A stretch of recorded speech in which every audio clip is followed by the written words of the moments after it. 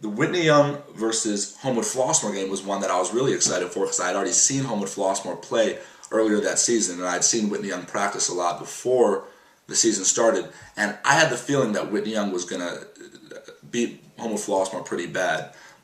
The game was a lot closer than I thought, but Whitney Young ended up coming out on top. When I'd seen Homewood-Flossmoor earlier in the season, I saw them against Bloom in a close game at the Chicago Heights Thanksgiving Classic. Of course, I noticed how talented a team Homewood-Flossmoor was. They have one senior, I believe his name is Courtney Jones. I want to say, I might be completely off on that. They have a junior who's pretty good and some sophomores who are super, super talented. My favorite one of all of them was Tyrone Sherman, the point guard. But they're the kind of team that's going to be a completely different team at the end of the season than they are to start the season because they have so much youth on the team. They need to get used to playing in these big-time games. So they're obviously one of the most talented teams in the state, but against that Bloom team, who was a lot less talented, they went down to the wire. And I thought that playing against an experienced state championship caliber team like Whitney Young, they'd get beat pretty bad. It was Whitney Young's first game of the season, and their first high school game since winning the state championship last year.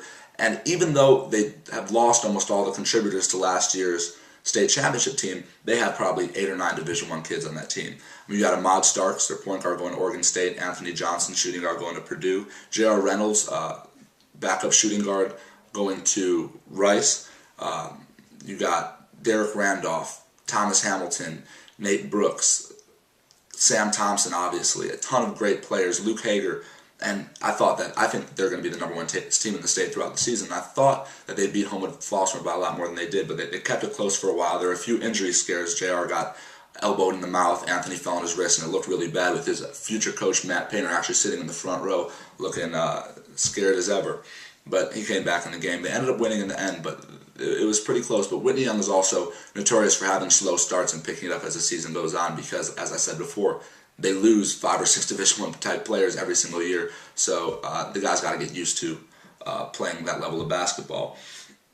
The players that I was most impressed with from Whitney Young in this first game was Thomas Hamilton, the freshman. Just like Jabari Parker, he came in, made an easy transition into varsity basketball. And being 6'8" and having a big body doesn't hurt, but he did not play scared. He banged down low with the big guys, even exchanged some words, I think, with some HF guys. And it was really good to see Tommy just confident and productive out there on the varsity basketball court. And I think both of these kids are going to be really, really special. The other kid from Whitney Young that I was really impressed with, obviously I was impressed with all of them, but is Luke Hager. A lot of people don't know about this kid because he's not one of these highly ranked kids coming into high school. He lived in Michigan until his freshman year, where he transferred to Whitney Young, and a lot of people just really don't know about him. And he didn't play a big role in last year's team or anything. He's a junior right now, but this kid is definitely a Division I player and has a chance to be high major. He could be as good as any of these guys. So next time you watch Whitney Young, take a look at Luke Hager.